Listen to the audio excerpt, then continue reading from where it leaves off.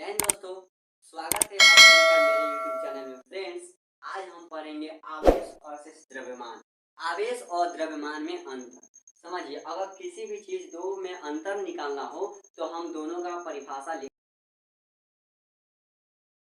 सकते हैं, ठीक है। तो पहले हम आवेश का परिभाषा डिफाइन कर देंगे। हम पिछले वीडियो में यह बताया है कि आवेश क्या होता है। आवेश किसी वस्तु का मूलभूत गुणधर्म होता है जिसके कारण वह विद्युत क्षेत्र और चुंबकीय क्षेत्र उत्पन्न करता है, और कहीं विद्युत क्षेत्र और चुंबकीय क्षेत्र है तो उसको अनुभव भी करता है, ठीक है। तो हम पहला में लिख सकते हैं कि आवेश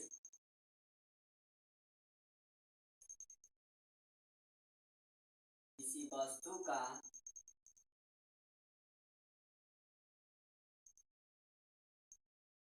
मूलभूत गुणधर्म है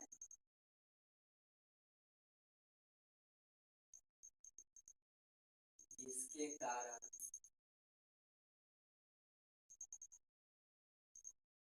विद्युत क्षेत्र तथा चुंबकीय क्षेत्र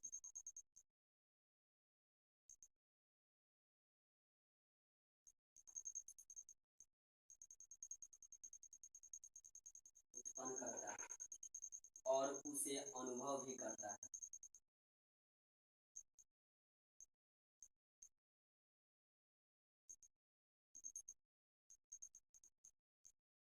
अब आवेश का डेफिनेशन आप जानते ही हैं। अब देखिए द्रव्यमान का डेफिनेशन। द्रव्यमान क्या होता है? किसी वस्तु में निहित पदार्थ की मात्रा को क्या बोलते हैं? द्रव्यमान बोलते हैं। क्या? किसी वस्तु में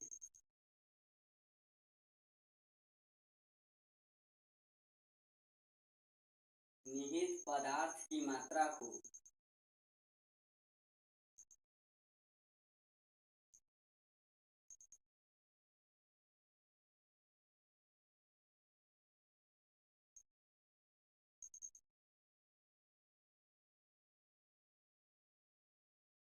द्रव्यमान कहते हैं, ठीक है।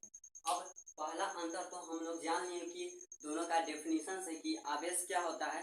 किसी वस्तु का मूलभूत गुणधर्म है जिसके कारण वह विद्युत क्षेत्र और चुंबकीय क्षेत्र उत्पन्न करता है, और द्रव्यमान में किसी वस्तु में निहित पदार्थ की मात्रा है, ठीक है। अब देखिए सेकेंड क्या है। मान लीजिए अगर हम कोई वस्तु है, उस पर आवेश है, तो उस पर आवेश रहने से पहले क्या उसका द्रव्यमान होगा? तो बिल्कुल होगा, क्योंकि बिना द्रव्यमान के आवेश संभव है नहीं ना। तो पहला क्या होगा कि हम लिख सकते हैं कि आवेश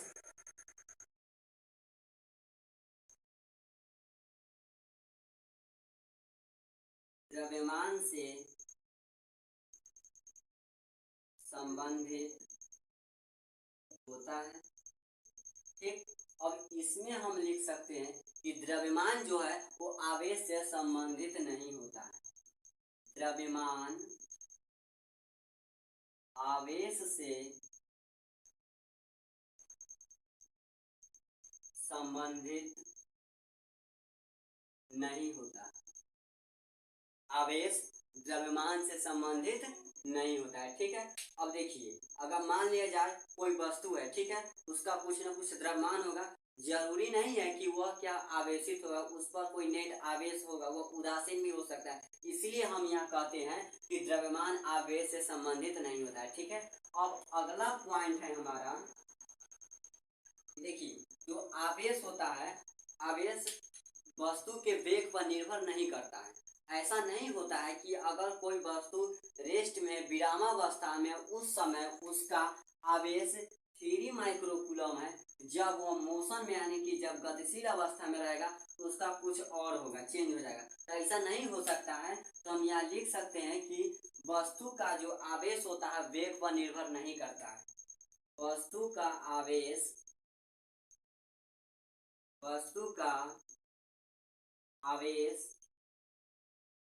वेग पर निर्भर नहीं करता, ठीक।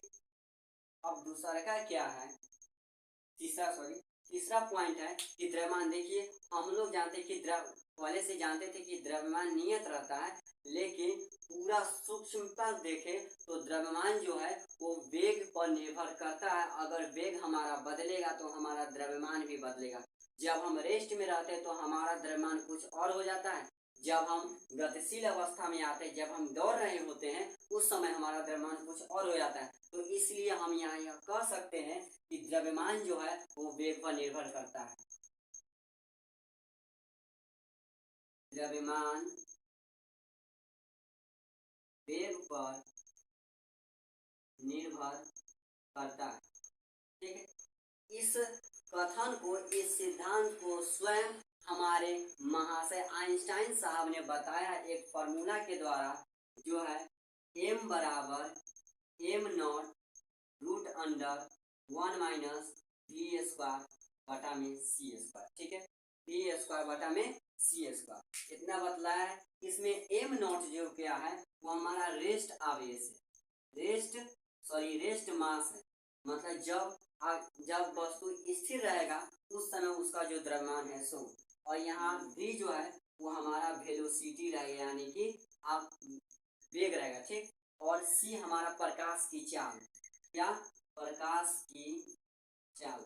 आप जानते हैं कि प्रकाश की चाल में क्या होता है, 3 गुने 10 के पावर 8 मीटर पर सेकेंड। ठीक है, अब देखिए हम लोगों का स्पीड कितना हो सकता है, मान लिया जाए 5 किलोमीटर प्रति 5, 6, 7 किलोमीटर प्रति घंटा, 8 किलोमीटर प्रति 10, 12, अगर कार में है तो 80 जाएगा, प्लेन से जा रहे हैं तो 300, 400 इतना किलोमीटर प्रति घंटा, चाहे जितना उतना जा सकता है।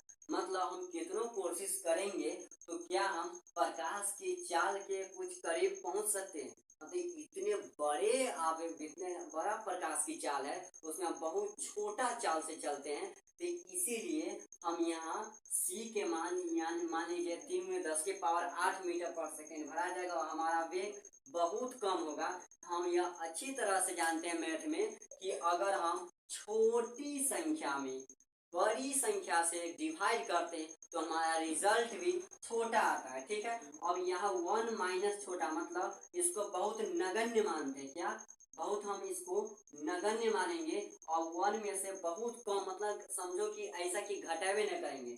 इसीलिए प्रैक्टिकल लाइफ में हमको मालूम नहीं चलता है कि जब हम गतिशील रहते हैं तो हमारा द्रव्यमान भी बदलता है। ठीक है, आवेश और द्रव्यमान में इतना अंतर समझ में आ गया होगा।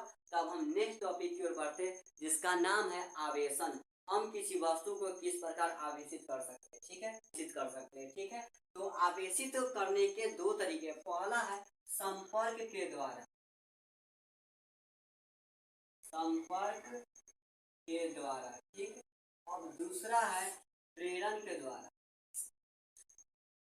प्रेरण के द्वारा। ठीक है, अब देखिए संपर्क के द्वारा में होता क्या है, हम किसी वस्तु को दूसरे वस्तु से टच कर सकते हैं, और प्रेरण के द्वारा में हम उसको टच नहीं कर सकते, बिना टच किए हुए हमको आवेशित करना। ठीक है, अगर किसी को परेशान करना होता है तो हम लोग दो तरीका अपनाते हैं, डायरेक्टली परेशान करते हैं, नहीं तो किसी और से परेशान करवाते हैं। ठीक है, तो उसी सेंस को माइंड में लेकर के समझिए यहाँ कि हम किसी वस्तु को दो प्रकार से हम आवेशित कर सकते हैं। पहला है हम संपर्क के द्वारा आवेशित करेंगे, दूसरा है प्रेरण के द्वारा आवेशित करेंगे। ठीक है, अब संपर्क के द्वारा में भी दो तरीका से हम आवेशित कर सकते हैं।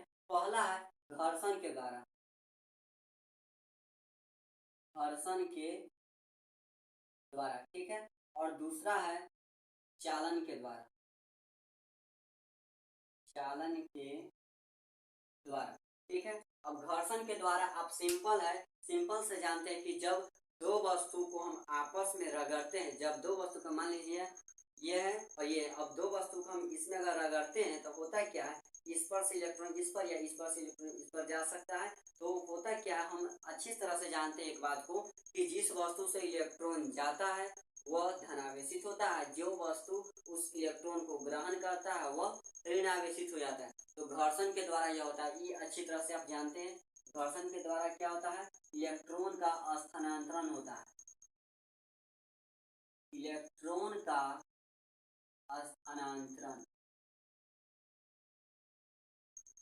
इलेक्ट्रॉन का स्थानांतरण होता है घर्षण में। ठीक है, अब देखिए इसमें घर्षण के द्वारा में हमको ज्यादा कुछ जानना नहीं है, बस इतना। और इसमें आप समझ सकते हैं कि जब समान आवेश रहेगा तो विकर्षण होगा, अगर अलग अलग आवेश रहेगा तो उसमें आकर्षण होगा। मान लिया जाए हम एक धागा ले लेते हैं, उसको हम मान लीजिए एक बहुत धागा ले लेते हैं, धागा ले लिया हम। अब इस धागा को हम हाथ से, हाँ समझिए, हम ऐसे ऐसे करेंगे, ठीक है, हाथ से, समझिए।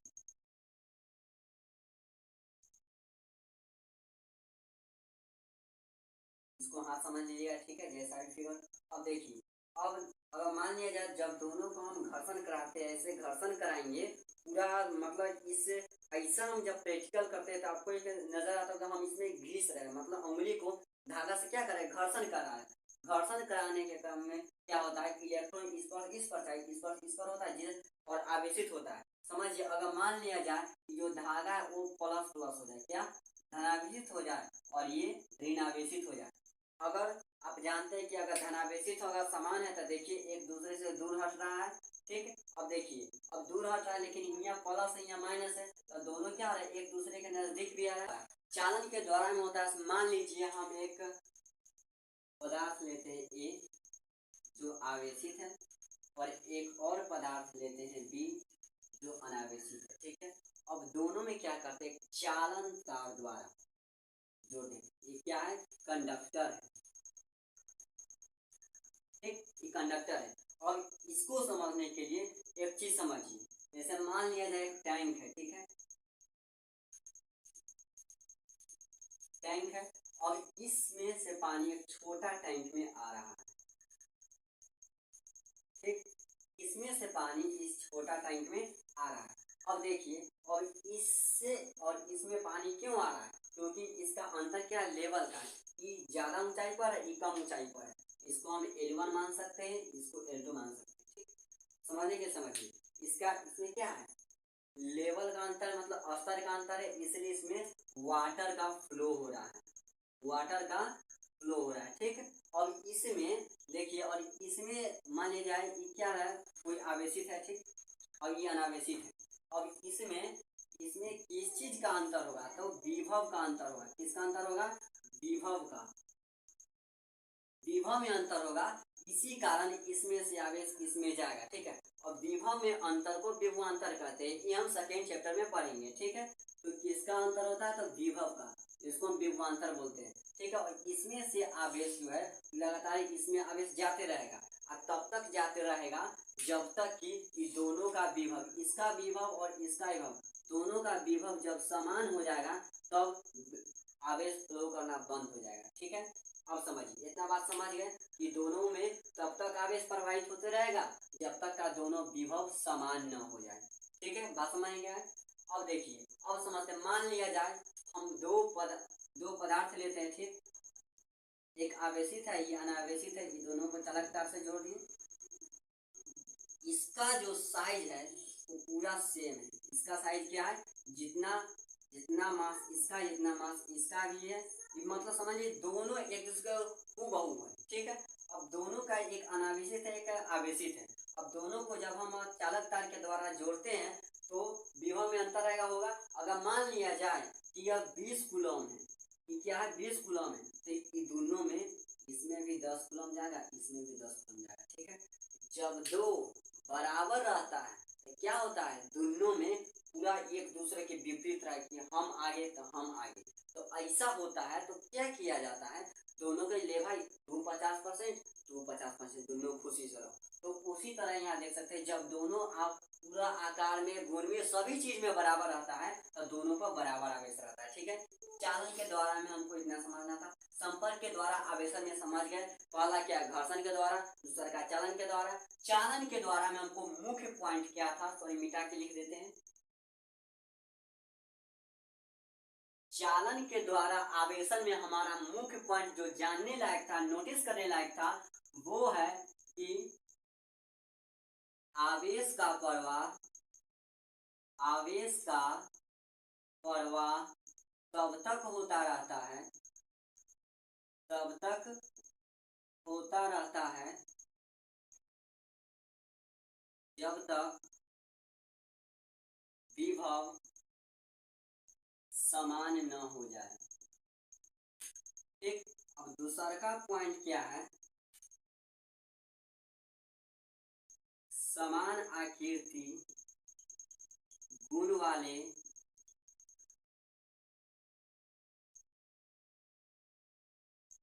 वाले पदार्थ में समान रूप से आवेश वितरित होते हैं। ठीक, इतना बात समझ में आ गया। आप चाहे तो इसका स्क्रीनशॉट ले सकते हैं। तो फ्रेंड्स, आई होप कि आप स्क्रीनशॉट ले लिए होंगे। तो अब हम चलते हैं आगे प्रेरण के द्वारा। ठीक है,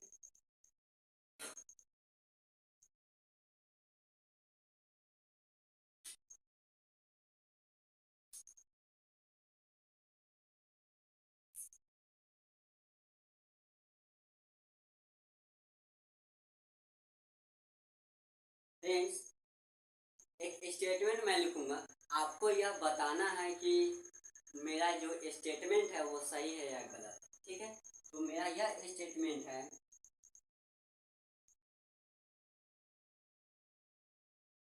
किसी वस्तु पर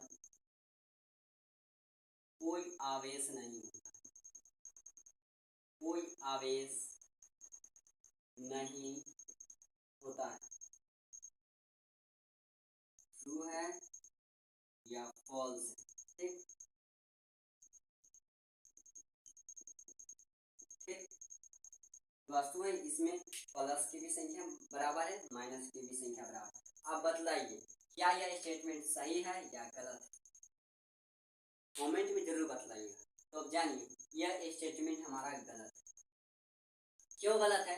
देखिए, अगर हम यहाँ कहते किसी वस्तु पर, कोई वस्तु है उसमें धनावेश और ऋणावेश दोनों बराबर है, तो उस पर कोई नेट आवेश नहीं होता, उस पर कोई नेट आवेश नहीं होता है, उस पर कोई नेट आवेश नहीं होता। ऐसा तो पूरा समझिए जैसे कि आवेश जिसको बोलते हैं कि हाँ उस पर 3 माइक्रोकूलम का आवेश है, वैसा नहीं होता है। ठीक है, लेकिन कोई भी वस्तु है, अगर जब तक वो घर्षण न करे किसी प्रेरण के द्वारा या संपर्क के द्वारा, जब तक हम उसको आवेशित न करें तब तक उस पर कोई आवेश नहीं होता। लेकिन अगर बात करें नेट आवेश की तब यह सही होगा, अन्यथा यह गलत होगा। ठीक है, तो आगे चलते हैं।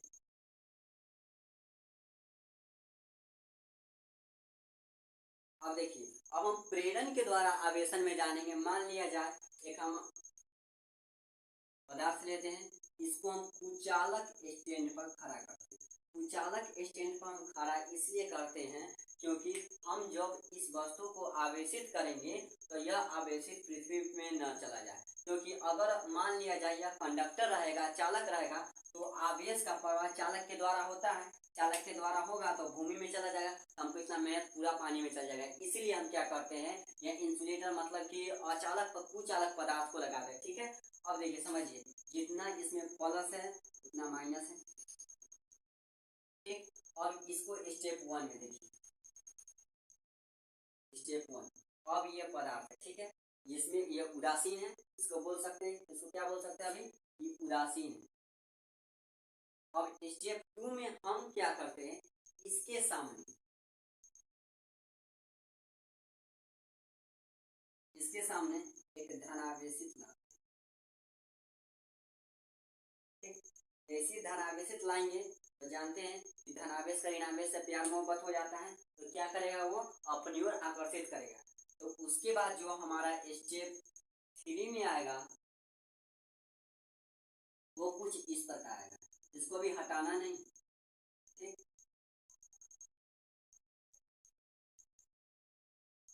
अब क्या रहे, माइनस इधर चल जाएगा और प्लस इधर चल जाएगा। ठीक, अब इतना हो गया, इतना समझ गए कि जब हम एक धनावेशित को क्या लाते हैं, जब किसी उदासीन पर लाते हैं तो क्या होता है, जो माइनस हो एक तरफ और प्लस एक तरफ, धनावेश है तो माइनस से प्यार मोहब्बत हो जाता है और इसको उधर चल जाएगी, एक दूसरे को प्रतिकर्षित करते हैं। ठीक है, अब देखिए इसके बाद स्टेप 4 में हम क्या करेंगे, हम अर्थिंग से जोड़ेंगे। क्या, स्टेप 4 में हम इसको अर्थिंग से जोड़ेंगे।